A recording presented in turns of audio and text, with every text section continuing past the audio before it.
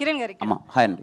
మీరు పవన్ కళ్యాణ్ గారు ఓజీకి ప్రీ రిలీజ్కి వచ్చినట్లుగా మీరు రెడీ అయ్యి వచ్చినట్లుంది. వాళ్ళే సూటు డ్రెస్ అంతా ఇచ్చారు అని చెప్తున్నారు. నాకు మధ్యాహ్నం వరకు తెలియదండి. చెప్పాను నేను ఎప్పుడు మీరు గమనిస్తే ఏదో చెక్ షర్ట్ వేసుకొని నార్మల్గా వస్తాను. మా హీరో ఇలా ఉండాలని చెప్పి మా ప్రొడ్యూసర్ గారు కాస్ట్యూమ్ పంపారు, వేసుకొచ్చాను. అంటే కావాలని డిజైన్ చేశారా రాజేష్ గారు? కావాలని డిజైన్ చేశారా? ఇదిగోండి మీ ఇద్దరం వేసుకున్నాం, హీరో గారు. నెక్స్ట్ ఈవెంట్లో మా డైరెక్టర్ గారు అందరం వస్తాం. సో కిరణ్ గారు, మీరు కూడా చాలా కష్టపడి ఇండస్ట్రీలో చాలా ఆటుపోట్లు ఎదుర్కొని ఈ స్థాయికి వచ్చారు. ఒక హీరోగా చాలా కష్టపడి వచ్చారు. లాస్ట్ టైం నేను ఒక ప్రెస్ మీట్లో ప్రదీప్ రంగనాథన్ గారిని ఒక క్వశ్చన్ అడగడం జరిగింది. హీరోగా ఆయన చాలా కష్టపడి వచ్చాడని ఆ కష్టాన్ని చెప్పాలి అనుకున్నాను, కానీ ఆయన్ని డీగ్రేడ్ చేయాలి అనుకోలేదు. ఇప్పుడు మీరు కూడా సేమ్ అట్లనే ఎలాంటి బ్యాక్గ్రౌండ్ లేకుండా ఒక ఇండస్ట్రీలో ఒక సక్సెస్ఫుల్ హీరోగా రన్ అవ్వాలి అంటే అది ఆషామాషి కాదు. మీరు చాలా ఫేస్ చేసి వచ్చారు. ఏం చెప్తారు దాని గురించి ఒక హీరోగా? నన్ను అడగండి అమ్మా, పర్లేదు. కానీ పక్క స్టేట్ నుంచి ఒక హీరో వచ్చినప్పుడు అలా కించపరిచే క్వశ్చన్లు అడగడం మంచిది కాదని నా ఫీలింగ్. తప్పుగా కాదు. నన్ను అడిగితే మీరు కానీ నేను కానీ మనం అవుతామ్మా. మీరు నన్ను ఒక మాట అన్నా పడతాను, నాకు ఏదైనా ఒక మాట చెప్పినా పడతాను. పక్క స్టేట్ నుంచి ఒక హీరో మన దగ్గరకు వచ్చినప్పుడు మీ లుక్స్ ఇలా ఉన్నాయి ఏంటి అని చెప్పి అలా కించపరచడం అయితే నాకే చాలా బాధగా అనిపించింది. పూర్తిగా విన్నారా కిరణ్ గారు? మీరు క్వశ్చన్ చాలా మంది కట్ చేసి పెడుతున్నారు, అది విన్నారా పూర్తిగా? చాలా మంది జర్నలిస్టులు కూడా ఒక పిఆర్ కంటెంట్ని యాడ్ చేయడం కోసము జర్నలిస్టులతో ఎంకరేజ్ చేసి ఏదో చేస్తున్నారు. ఓకే, అదంతా వేరే విషయం. అసలు క్వశ్చన్ పూర్తిగా విన్నారా? కట్ చేసిన క్వశ్చన్ విన్నారా? మీరు అన్నదమ్మా ఇప్పుడు లేదు, నేను పూర్తిగా విన్నానమ్మా. అంటే నా ఉద్దేశం ఏం లేదు. విత్ రెస్పెక్ట్ టు యూ అండి, విత్ రెస్పెక్ట్ టు యూ నేను అడిగింది ఏంటంటే, నేను అన్నది ఏంటంటే, నిజంగా పక్క స్టేట్ నుంచి ఒక హీరో ఇక్కడికి వస్తున్నారు అంటే మన రెస్పెక్ట్. బాలీవుడ్ అని ఉండదండి. అతన్ని నేను ఏమడిగాను అంటే, మీకు సరే నేను ఒక విషయాన్ని అయితే అందరికీ చెప్పాలనుకుంటున్నారు. కిరణ్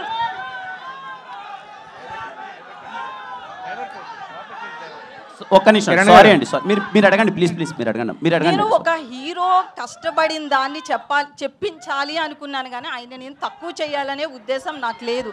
ఇది మీరు ఒక కష్టపడిన హీరోగా మీకు తెలుస్తుంది కాబట్టి మాత్రమే నేను ఈ రోజును కూడా మిమ్మల్ని అది గుర్తు చేస్తున్నా, అంతే. ఇంతకు మించి ఏం లేదు. నరేష్ గారు సార్, ఇప్పుడు వరకు ఇన్ని వందల క్యారెక్టర్లు చేశారు, మీరు చేయని క్యారెక్టర్ ఏం లేదు. మరి దీంట్లో మళ్ళీ ఇంకా సర్ప్రైజ్ ఇచ్చేలాగా దాచిపెట్టారంటే ఏంటి? మీరు మాట్లాడరా అనేది మాకు డౌట్గా ఉంది.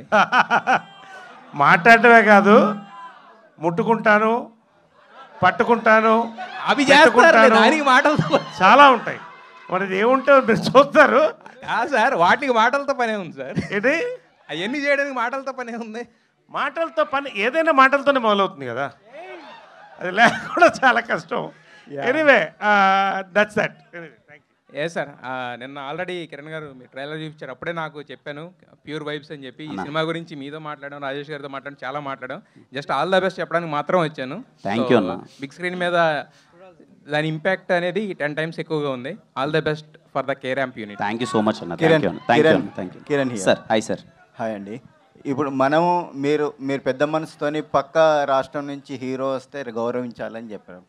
మనం కూడా పక్క రాష్ట్రంలో సినిమా వేసినప్పుడు మనకు కూడా గౌరవం ఇవ్వాలి. మీరు అదే విషయం చెప్పారు. కా సినిమా విషయంలో మీరు థియేటర్లు దొరక్క కష్టపడ్డామని చెప్పారు. కానీ ఒక ప్రొడ్యూసరు మీకు కౌంటర్ ఇచ్చేలాగా ఈ మధ్యలో మాట్లాడాడు. సరైన కంటెంట్ తీస్తే థియేటర్లు దొరుకుతాయి అనే కామెంట్ చేశారు. దాని మీద మీరు ఎట్లా అంటారు? సార్, నిజంగా సార్ ఏదన్నా చూసారో లేదో కంప్లీట్ తెలియదు, కానీ దాని గురించి ఆల్రెడీ డిస్కస్ చేశాం సార్. దాని గురించి డిస్కస్ చేయకపోవడం మంచిది. నిజంగా అన్ని సినిమాలు ఆడాలని కోరుకుంటున్నాను సార్. ఈ టాపిక్ ఎక్కువ హైలైట్ కాకుండా సినిమాల మీద, కంటెంట్ మీద ఫోకస్ చేద్దామని. Thank you sir. Please Kiran గారు నరేష్ గారు సార్, మీ ఊపు జోష్ చూస్తే 4 స్తంభాల 2 చేస్తే బాగుంది అనిపిస్తుంది. మీరేమంటారు సార్? 4 స్తంభాల 2 చేస్తామో లేదు, కానీ చిత్రం బళారే విచిత్రం పార్ట్ 2 మాత్రం చేయాలని మాకు రాజేష్ గారి కోరిక ఉంది. ఓకే అండి. కిరణ్ గారు బ్రో, హాయ్ బ్రో. చాలా స్టైలిష్గా కనిపిస్తున్నారు. Thank you bro. First of all congratulations. Me audience, me fans అరుపులు, టేజర్, ట్రైలర్, సాంగ్స్, కంటెంట్ అంతా బాగుంది. కానీ ఈరోజు వేర్ ఈజ్ యుక్తి తను యాక్చువల్గా చిన్న వేరే డేట్స్ వేరే వాళ్ళకి ఇచ్చడం వల్ల రాలేకపోయింది. ఖచ్చితంగా తను వస్తుంది వాళ్ళతో.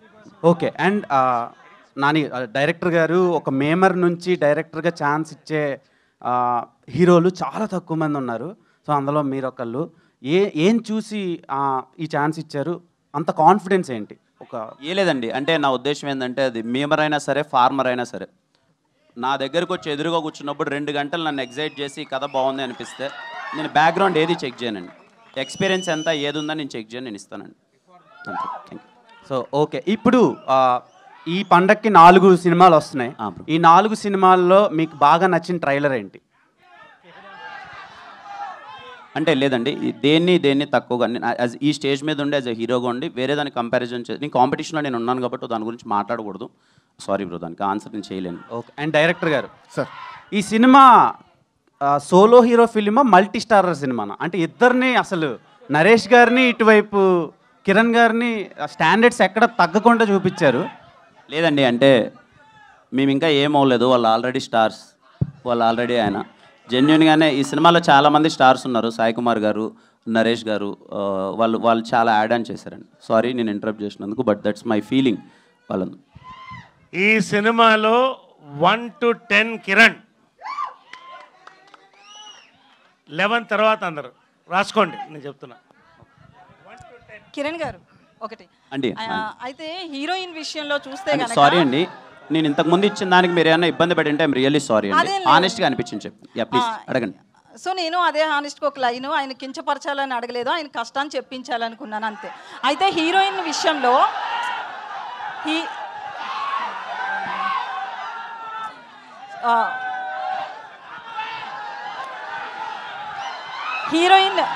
మీరు